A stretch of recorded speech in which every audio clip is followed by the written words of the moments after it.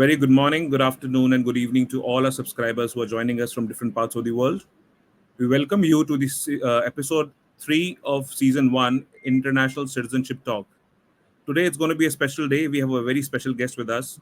His name is Mr. Aaron Grau from IIUSA. He's the Executive Director. Before starting that, we would like to inform you that this particular vlog is made for educational purpose only. We do not recommend any individual or a corporate. At the same time, we always suggest you to kindly use your due diligence before making any kind of investment decisions. Let's start. Mr. Aaron, we welcome you to the International Citizenship Talk. Mayank, thank you very much for having me. My name is Aaron Grau. I am the Executive Director of Invest in the USA, IIUSA, and we're very grateful for the opportunity to share some time with you. I've been with IIUSA now since 2018. We've certainly seen a lot of changes and challenges in the EB-5 ecosystem since then, but I'm happy to say that the program is as strong as ever, and we're looking forward to growth and good things to come. So thank you very much for having me. Great to hear from you, Aaron. So how long have you been associated with IIUSA now as an Executive Director? Well, as I say, I joined in 2018, so it's been several years at this point. Before that, I actually didn't know much about EB-5, so it had been a trial by fire, but I've learned more now than I ever thought I could possibly forget, and it's been a good ride. And again, I'm very, very happy to say that EB-5 is doing very well, and IIUSA is no small part of that. Fantastic. So just for our audience perspective, they would like to understand more about EB-5. Even though it's sometimes a very complex process which they feel, and they have to go through a lot of these attorneys and these regional centers. But from an association perspective, what do you think? How EB-5 is going to structure itself, and how easy it's going to be in future for people to invest?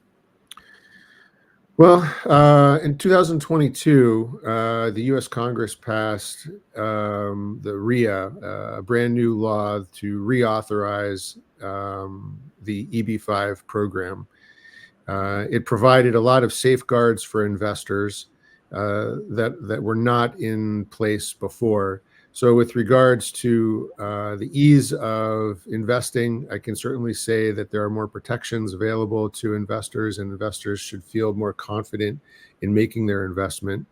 The program itself is complicated, and we do always recommend that investors do their due diligence, work with their tax advisors, their legal advisors, to be sure that they're covering all of the elements that need to be addressed. IIUSA executes what we call the Passport Series, which are a number of events around the world. And in those events, which are all for educational purposes, we break down the EB-5 program into two categories: the investment side of things and the due diligence that's required for investment, and the immigration side of things to help people understand all the requirements that are necessary for successful completion of the immigration process. So it's a complicated program, but I think if an investor does their homework, pays attention to the details, works with trusted professionals, it's a very welcoming program, and it has a tremendous track record of success for its immigrant investors. Fantastic. From an investor's perspective, and being an association yourself, what are your key roles and responsibilities specifically for attracting investments in the US? Our key role and responsibility is to make sure that the program stays as strong as possible. We leave it to our members to actually attract investors to the United States, and I'm happy to say that all of our regional center members and the supporting cast of attorneys, business plan developers, real estate developers, they all have a tremendous pool of fantastic projects to attract investors. But the association's job is primarily twofold. One, education. As I just mentioned, we spend a lot of time abroad in developing educational programming so that people understand the EB-5 program. And the other is advocacy. We do a tremendous amount of work in Washington, D.C. and with the United States Congress to be sure that policymakers are educated and aware of the good things that the EB-5 program does. Our goals are simple. We're looking for a permanent authorization of the program to provide security for all future investors. We're looking to secure more visas so that more immigrant investors can participate in the program. And we're always looking for a better partnership and communication lines with the federal government itself, USCIS, which is the agency that oversees the program. Interesting. There have been a lot of new amendments, new developments happening when it comes to EB-5. From the investors' perspective, what do you think are the key developments that they need to know before making any kind of decisions? Well, as I said, the RIA, which stands for the Reform and Integrity Act, as you say, created a tremendous number of new requirements for regional centers and those facilitating the investment programs.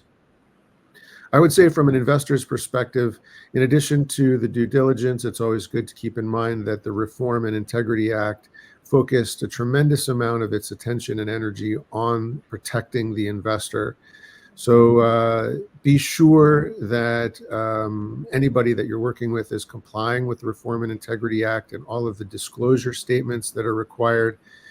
Brokers also now need to disclose a tremendous amount of information about how they're compensated and how they're working with regional centers and their partners in the United States. So to answer your question, based on the new law, in addition to the due diligence that every investor should undertake, they should pay attention to the disclosure requirements that the new law requires. Interesting again. Luckily, I've been part of few of your road shows in India. And every time I meet people, I'm quite surprised with the new developments and the new ideas they come across when it comes to the investments in EB-5. So specifically for our audience, can you recommend what are the potential avenues of investment when it comes to EB-5? Because initially, most of the programs only provide you investments in real estate. But EB-5 is a much broader, has a much broader perspective. So if you can just throw some light on that. Of course. So the new law creates set-aside categories for certain types of investments. These investments, if an investor has an opportunity to participate in one of these types of investments, the new law creates priority processing, which would put them at the front of the line for processing in any of these particular types of investments. And these types of investments, to your point, can either be in a rural area in the United States, in a targeted employment area, that is to say a high unemployment area in the United States, or in an infrastructure project. Infrastructure projects may or may not be real estate related. There are a number of projects in the United States that have included roads, railways, and that would obviously not necessarily be entirely real estate development. Other projects in rural communities sort of straddle the line between infrastructure and real estate. Obviously, there's always real estate development that needs to take place, even in an infrastructure project.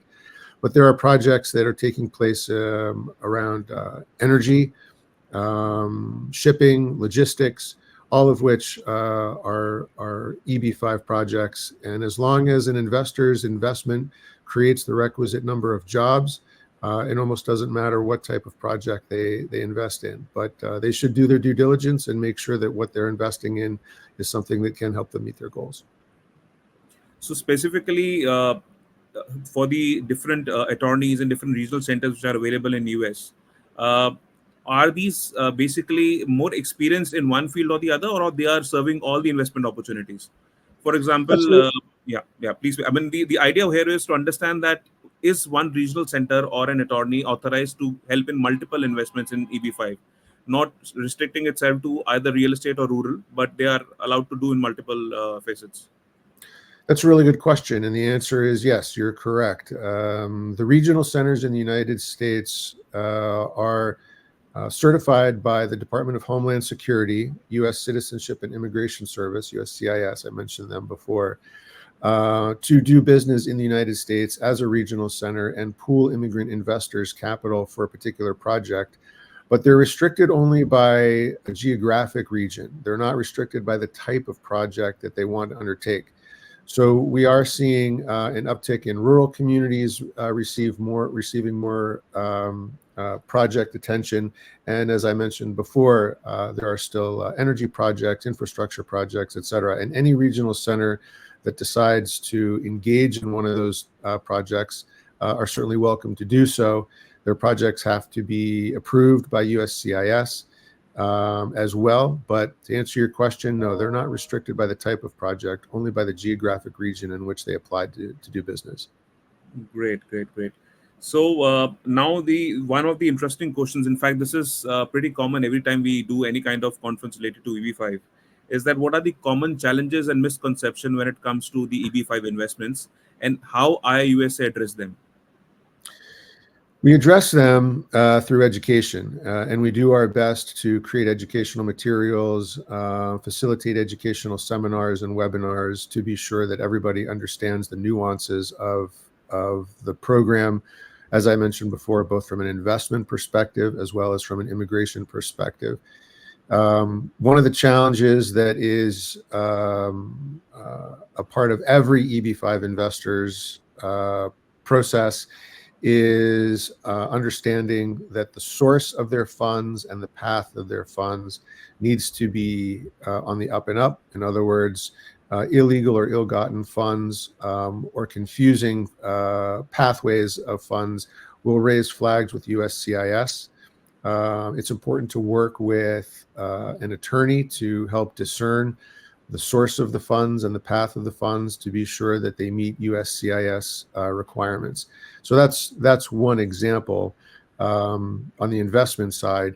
And on the immigration side, there are a number of challenges as well, but they're not insurmountable.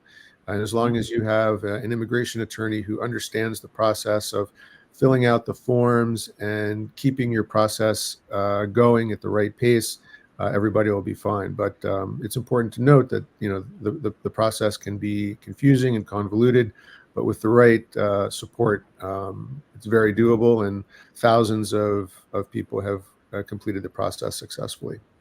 Interesting. So as an association, you have a lot of members who are either regional centers or attorneys. Do you give any kind of certification to them so that people who are investing or choosing them as one of the mediums to invest in US, they consider them to be in goodwill terms, specifically when they are known and they are pretty much registered with IIUSA?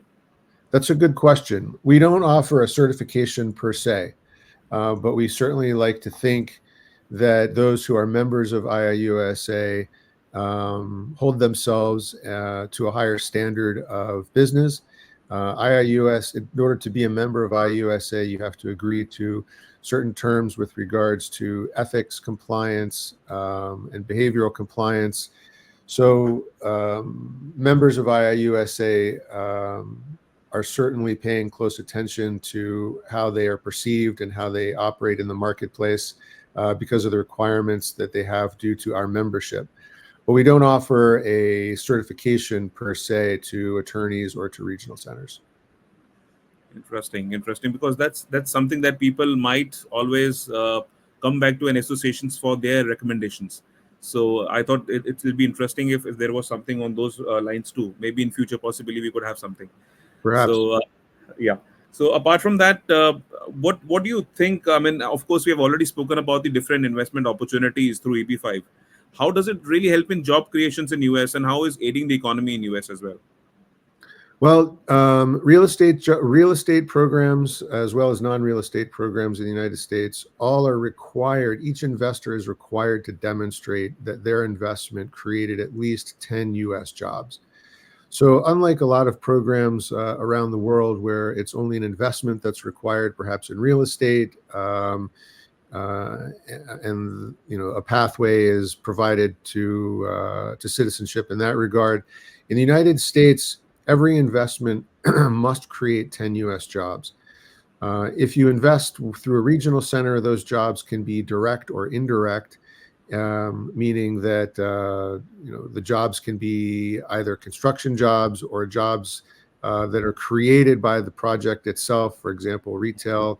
And if you count the fact that most of the investments actually create many more than 10 US jobs, you start seeing multiples of hundreds of thousands of jobs created in the United States. through the EB-5 program. So the economic development power of the EB-5 program in the United States is tremendous. It allows for projects that are otherwise unattainable, and those projects create jobs that otherwise wouldn't have existed. So first and foremost, the United States Congress created the EB-5 program as an economic development tool, and it's been wildly successful in the United States with billions of dollars invested and hundreds of thousands of jobs created. Excellent. I think that really sums up well that when you are actually looking in for investment opportunities, automatically it's definitely going to help the economy any which ways. You're pumping money from different parts of the world in US.